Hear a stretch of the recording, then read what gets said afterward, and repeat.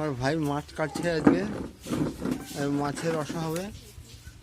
এই কেবল মাছ ধরেছি, সেই মাছের রুই মাছের এখন কাটা হচ্ছে, রসা হবে। আমার সাথে একটু কথা। হাই গাইস, কেমন আছেন?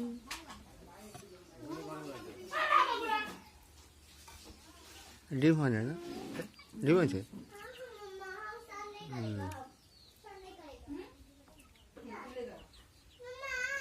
আমার মামাদের পুকুরের মাছ, সেই টেস্টি মাছ। জল শুকিয়ে গেছে, একদম জল কমে গেছে।